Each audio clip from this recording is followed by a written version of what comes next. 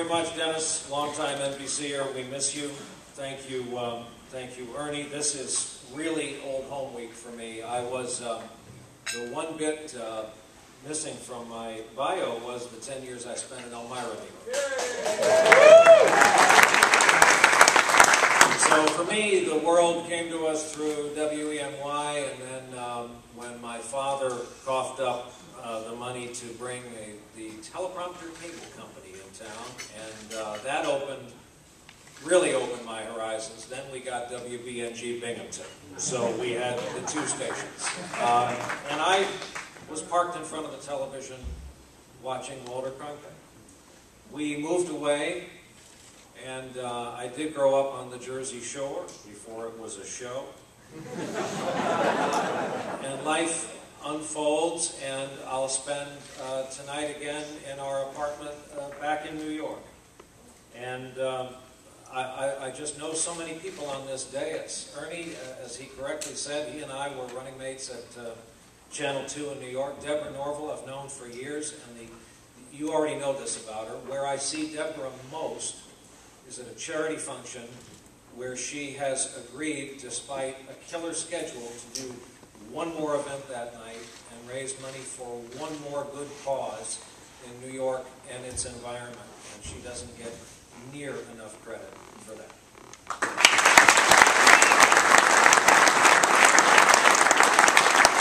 I even knew the late and beloved Tony Malera, who flew out on the CBS jet just after I arrived at that first TV station. Hyphenated market, Joplin, Missouri, Pittsburgh, Kansas. 181st DMA. We switched from NBC to CBS, so that was very impressive. This large bearded man from New York, who I'd never seen before, got off the jet and gave us all CBS lapel pins, which to date was the highest value gift I've received from my life. So it's been a strange ride getting here, and I'm not talking career-wise, I'm talking about the transportation here this evening. I've known Joe since '81, and I've always known that there's a double-edged sword when you talk to Joe. When he calls you, look out, be on your game, make sure you take the call in the morning. It was with great ceremony that he lobbied me and said, look, we'd like to make you Broadcaster of the Year, and I got very modest, and I protested, and 10 years went by, and then Joe called again. He wore me down, and I accepted again with great modesty and said, this is a great honor, and it was then that I found out that I would get to work all day and then fly, I think, to Canada to accept the honor. So they took me to one of the metropolitan airports tonight at New York, and walking up to the aircraft, I didn't know if it was a jet or a jet pack that I was going to wear. It was a small, it's a very, very small aircraft. I think that the technical, I'm not in the trade, but the name for what I flew in is Friendship 7. Actually, that actually diminishes the amount of roominess John Glenn had on his mission. We reached altitude, and the following is my hand to God. May something terrible happen to my 2 children and my wife. Came time for the in-flight food and beverage service. They didn't have room for full-size payments. Hang on, here's my dinner.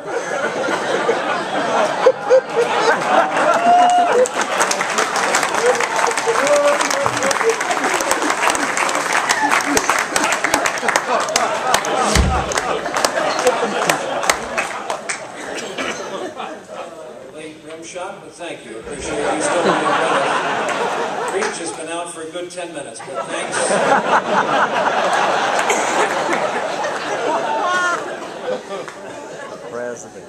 What an impressive gathering. I went over your whole schedule, including Blood, Sweat, and Tears, which, that's the charter company that flew me.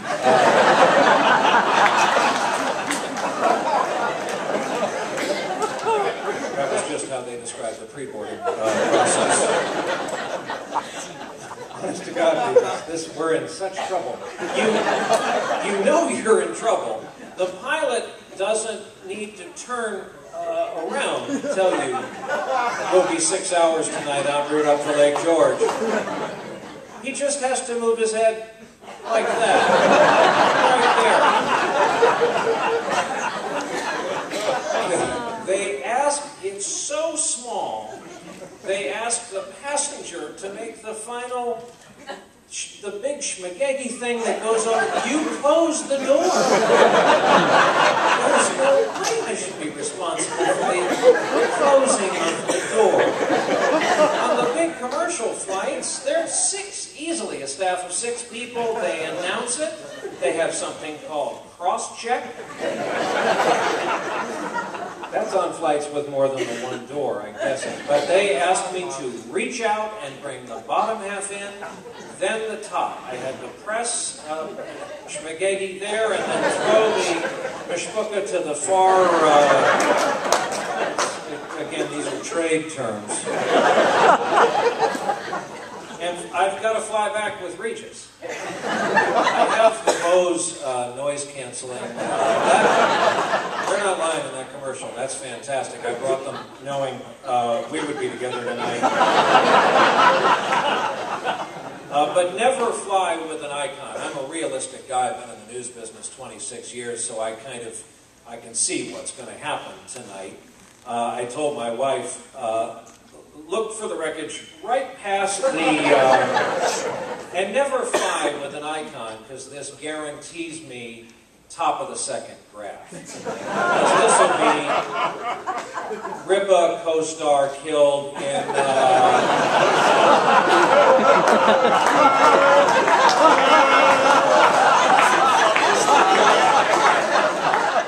then I'll be the also on board. So I shouldn't have done that. How about our friend Regis Philbin, ladies and gentlemen?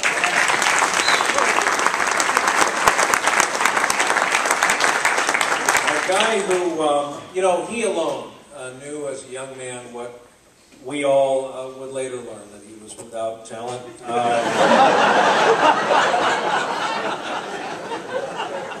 So many people in this country long remembered his first broadcast and just how cool he was on the air, handling that distress call and knowing to dispatch the Carpathia in those cold North Atlantic waters that night. His Navy service, he was in the Navy during the transition from wooden hulls to steel. His early days at the Hudson Theater in New York, and he's being modest about his friendship with Henry Hudson.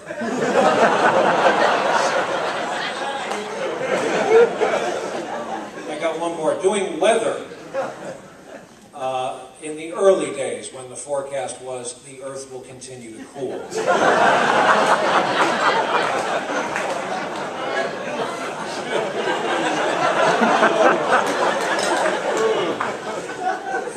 Person, it's not bad material. I don't do this for a living out here. I just want to go home.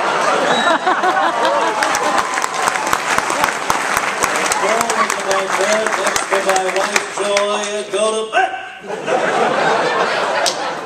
This is my trip home. It'll be with another passenger. We're talking 8 hours easy.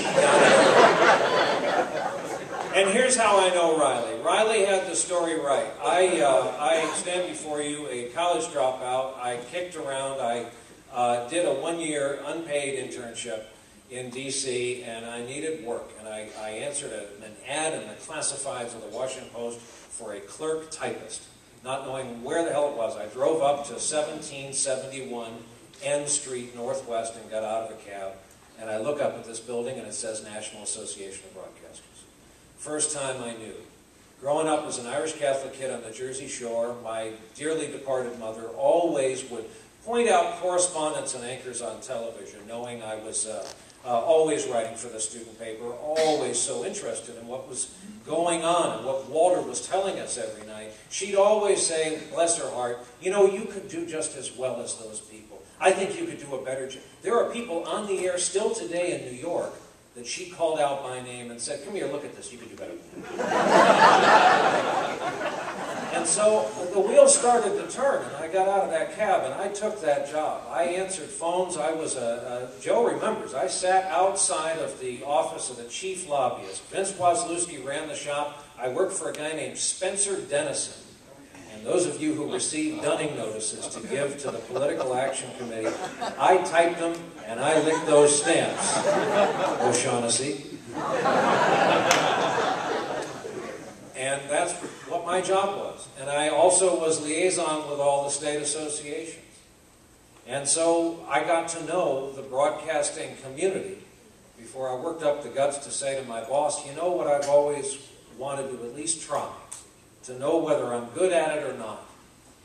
I wanted to try television news. And he suggested I have a meal with a nice man visiting from Pittsburgh, Kansas, who owned a very nice television station in the middle of a cornfield. And I failed miserably, by the way. I couldn't, after a year out there, I couldn't get KY3 in Springfield, Missouri to screen my tape, or Tulsa, or Topeka, or Wichita.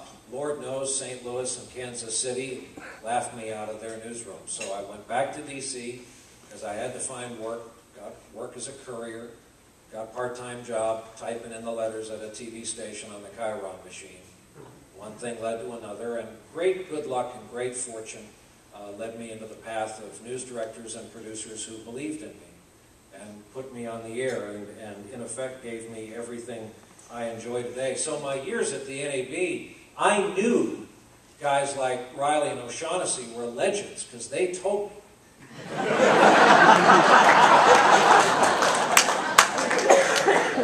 To this day, you never see O'Shaughnessy in the same room as either Siegfried or Roy.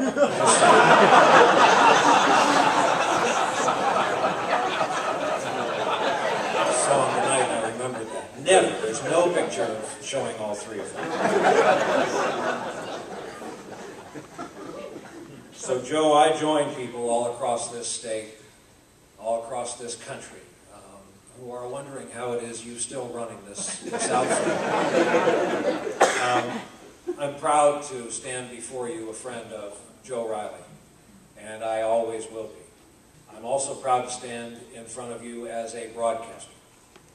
I always have been, and as Bill Clinton used to say, until the last dog dies, until they grab me by the scruff of the neck and introduce me to my replacement, I'll always be a broadcaster. If I can brag on our industry for one moment, on a night in January in Cairo when Richard Engel and I were hanging off a hotel balcony, and below us that city was just going to hell in a handbasket, and there was open firing and shooting, and knowing a U.S. TV crew was on that balcony, they killed a man in front of our eyes for sport, just to impress us. And we're standing there covering that event. We learned the next morning we had 12.3 million viewers back home on the oldest broadcast we do in a building built at the height of the Depression in New York City by the oldest of the networks. That's the definition of broadcasting, which, as I stand here, is alive and well, thank you very much, and populated by people who love it very much.